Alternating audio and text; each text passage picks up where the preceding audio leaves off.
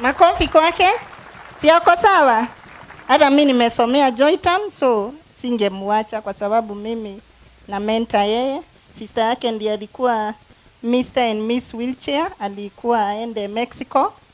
Pesa ikakosekana, so tukipanga raundi ingine mtushikilie juu Kenya ni alikuwa amechaguliwa. Wengine walienda tukaachwa, na unaona ametoka Kiambu. So asanteni sana. Na leo gavana ndirakionire mundu ndiretha. Ngai ni andirikanite tukihinga mwaka mundu ahinge na ki? Na mundu wake nima. Nimukwenda kumumenya? Nimukwenda kumumenya? Muone kana ni njui gwetha.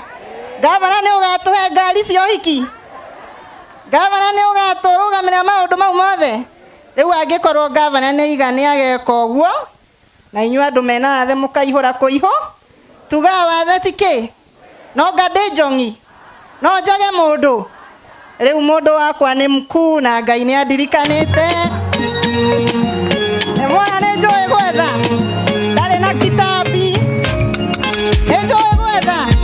Toka mundu wa maeni. Mweusi simtaki.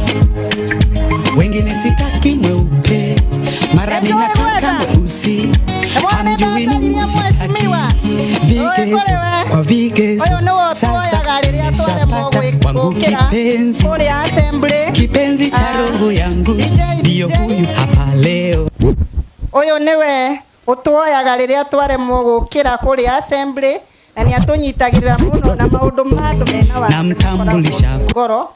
Riu ni nderaga gavana ndiretha mundu. Riu nie ni nditikirite gutwika kare ni Nyamu Samidoh ndweke number 2 na tuthie tugithiaga. Ngai wa moyo wa murathime.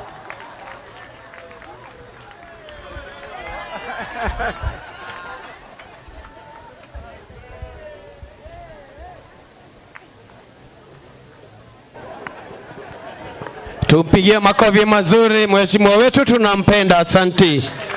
Mambo iko sawa na tunaendelea. Okay, thank you. Hapo ni sawa. I'm also happy for that. Okay, Your Excellency, we move on.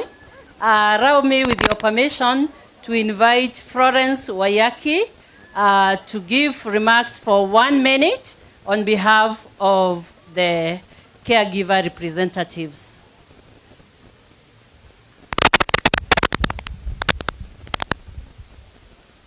Mheshimiwa wetu, Governor Wamatangi, thank you for gracing this occasion. Tumeshukuru sana, and also giving us your grounds. Walemavu wenzangu mko sawa? Inueni mkono. I might look like I'm not disabled, but I have a child with a disability, so I am a caregiver.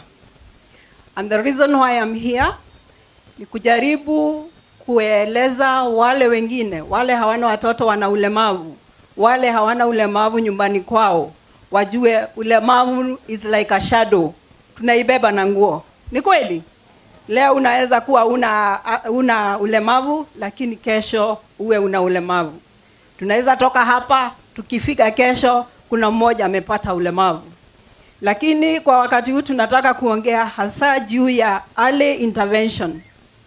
Kama mtoto hajakaguliwa mapema, ndio ajulikane shida yake ya ulemavu ni kiasi gani, mzazi hawezi kumshughulikia na hata madaktari hawawezi. So, our governor, we want to advocate for early intervention.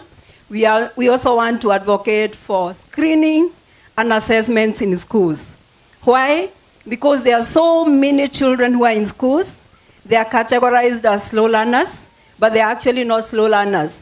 They are either not hearing or they are not seeing properly.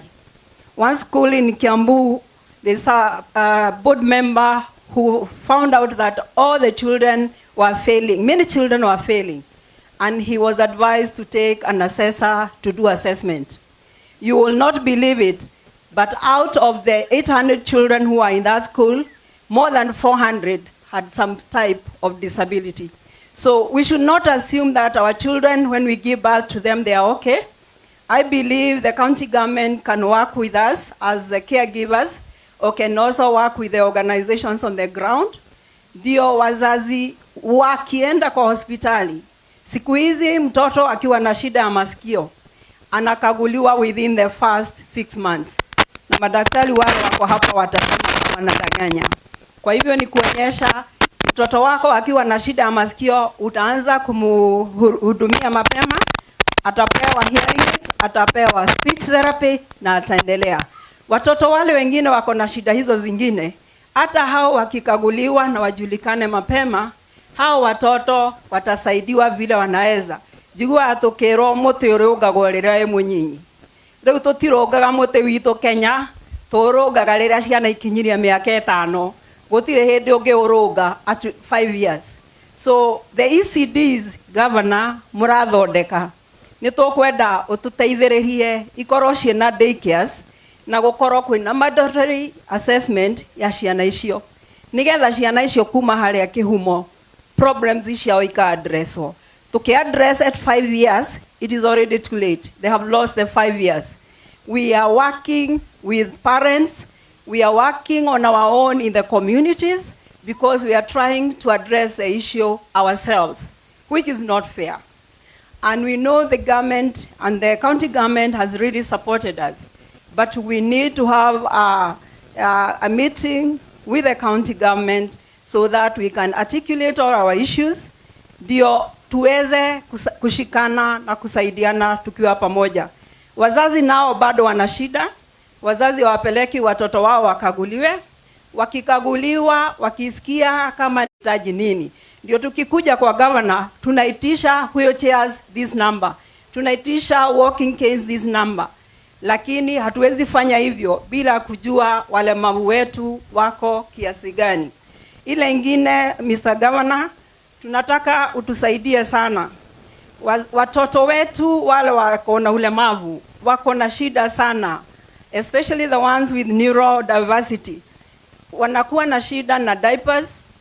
Wasichana wakiendelea kukua na wako na ulemavu and they are probably from poor families, hawana pads. Let us be included at the ward level so that we can help the people we know in the community who actually don't get those things and cannot afford them. And the same case with diapers. Many of the parents here will testify to the fact that we are not able to buy diapers for our children because some of them have permanent disability. They are at home. Please, let's help them to acquire the diapers as a regular thing so that they don't suffer. Caregivers, our caregivers need empowerment. They are suffering. They can't take care of their children because their children are at home. They cannot go anywhere themselves. And if they go, they have to lock their children. We don't want our children to be locked in houses. We want our children to be taken care of by their parents, but the parents have the capacity of giving them what they require. If we can empower the caregivers, and we have within our team TOTs who have been internationally trained with Kijabi and Bethany Kids. They have really trained our people so that our people can train other people so that all of us can support our children. We also want to indicate one small thing.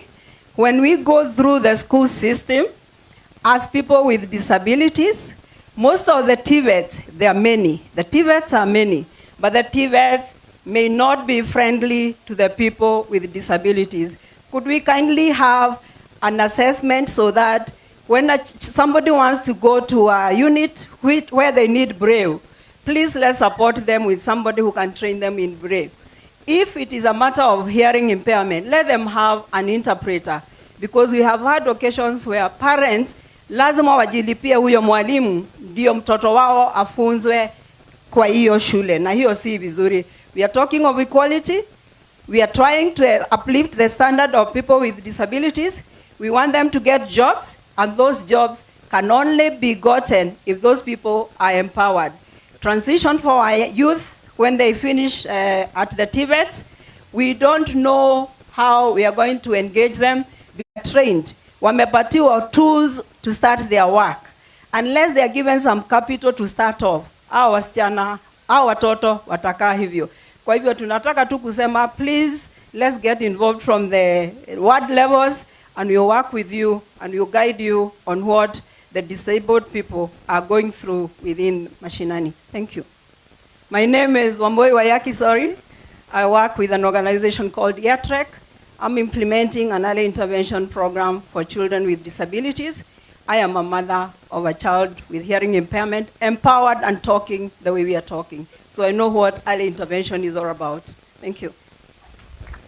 Thank you. Because of time, I'll give the president of Kiambu County Disability Network half a minute. And then after that, Waziri Education will take over the program.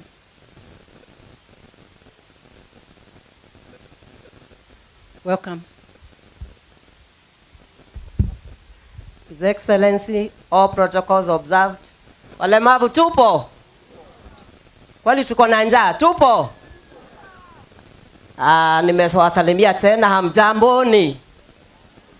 Nashukuru kwa sababu tumepata hii nafasi, Bwana Governor, kuwa na wewe. In fact, hatujawahi kuwa na event kama hii. Ever since devolution, when we started having the UND celebrations in our county, at sub-county levels, hii ndio ya kwanza. Imegraziwa na governor from the beginning mpaka mwisho. Tupige makofi. Majority of us wamekuwa wakitamani sana kukuona. Lakini sasa wamepata opportunity. Kweli ama si kweli? Wametamani kukuona, umewapatia hii chance. We thank God. God bless you. Endelea na huyo moyo. Nasema kama kwa niaba ya watu ambao wako Kiambu, Kiambu County Disability Network is the umbrella network of all OPDs. OPDs are organizations of persons with disability. Cover yake ni hiyo, Kiambu County Disability Network, which I chair, and there are also people who we used to organize this day.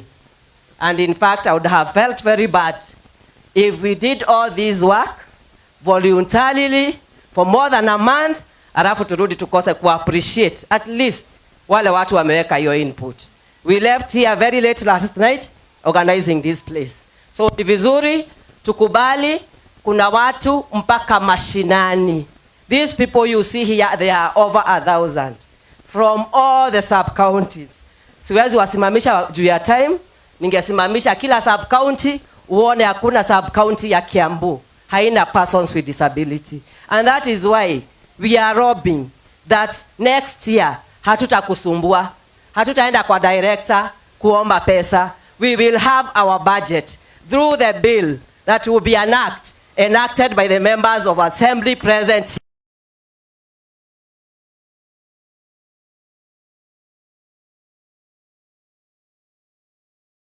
It is self-sponsored, initiated by KCDN, the Kiambu County Disability Network, with the help of NGOs and donor partners like Human Rights Commission. We work tirelessly with also the office of the clerk, the speaker, through the clerk. We worked with Mr. Muriuki, ndio anakuanga kwa legal department, kutengeneza na kufinalize your bill. So initially, because it is 2022 bill, it was taken to the assembly by Mheshimiwa Eddie. Eddie has also been suffering, amekuwa na shida ya miguu, sijui kama amepona. But now that we all, Eddie, thank you so much. He has supported us and he was there for us. Tulifanya hiyo bill na yeye, anatununulia chai, tunakaa chini, tunaitengeneza, anatupatia fare, tunarudi nyumbani. So, Bwana Governor, tafadhali, na waheshimiwa wenye mko, why do we need the bill? Because we will have our budget, we will have our board, we will have our directorate, we will have all that anchored in that bill.